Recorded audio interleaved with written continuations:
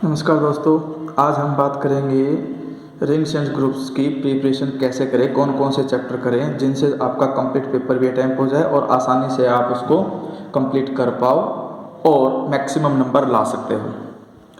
इसमें सबसे पहले तो ये समझना होगा कि यूनिट वाइज कौन कौन से चैप्टर हमें करने चाहिए।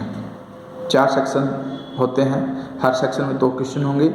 एक क्वेश्चन के 2 पार्ट होंगे, ए और बी, और फिर सेकंड क्वेश्चन के ए और बी, जिसमें से आपको सिर्फ एक अटैम्प्ट करना है और आप अटैम्प्ट वही करें जिसके दोनों पार्ट आपको अच्छे से आते हों।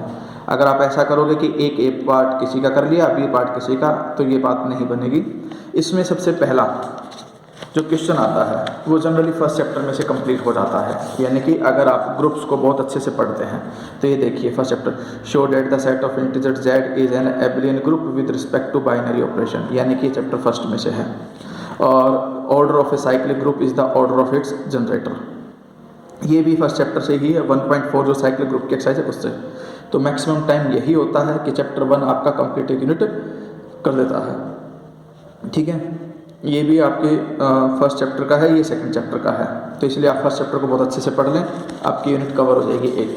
फिर हम चलते हैं सेकंड यूनिट के अंदर। जब हम सेकंड सेक्शन में आते हैं तो हम देखते हैं कि उसके अंदर चैप्टर नंबर 3 और चैप्टर नंबर 4 एक यूनिट में है, जिसमें से आप चैप्टर नंबर 3 को बहुत अच्छे से करें, क्योंकि उसमें से ए और बी पार्ट तो आते ही आते हैं। सी जो यानी कि सेकंड क्वेश्चन का जो ए पार्ट है वो भी कई बार थर्ड चैप्टर में से ही आ जाता है, और एक पार्ट परमुटेशंस में से आता है। इसमें क्या है कि एवरी होमोमॉर्फिक इमेज, यानी कि होमोमॉर्फिज्म से रिलेटेड है। Every homomorphic image of a group G is isomorphic to some quotient group, यानी कि फंडामेंटल थ्योरम है, थर्ड चैप्टर के अंदर मिलेगी। G is a cyclic group of order 12, find automorphism of G, ये 3.2 में इनर ऑटोमॉर्फिज्म ऑफ जी वगैरह है आपके पास। ये आ गया every permutation can be express as the product of disjoint cycles, यानी कि 4th चैप्टर में से आ गया। फिर find the centre of permutations of group S3। आप थर्ड और फोर्थ, मैं थर्ड इसलिए कह रहा हूँ क्योंकि ज़रूरी नहीं है कि फोर्थ के दोनों क्वेश्चन आए। कई बार ऐसा होता है कि फोर्थ का जो चैप्टर उसमें सिर्फ एक आए और उसके अंदर पेयर बना दे थर्ड चैप्टर का, लेकिन थर्ड चैप्टर कंप्लीट करने पे श्योरिटी है, 100% श्योरिटी है कि दोनों के दोनों पार्ट थर्ड चैप्टर के ही आएंगे।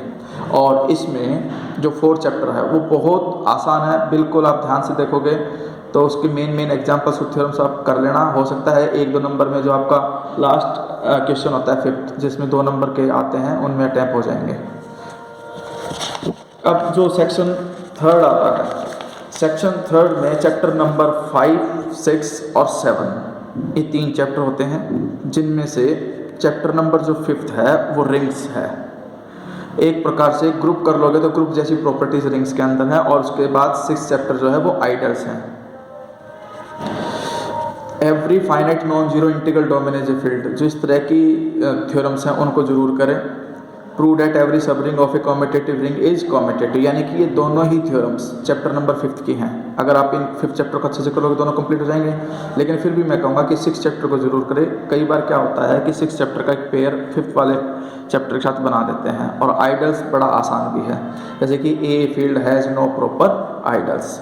ठीक है, 7th चैप्टर को आप चाहो तो स्किप कर सकते हो, आप उसे ना पढ़ें। इसके बाद आपके पास 4th जो सेक्शन है उसमें 2 चैप्टर हैं, चैप्टर नंबर 8 यूक्लिडियन रिंग और चैप्टर नंबर 9 पॉलिनोमियल रिंग।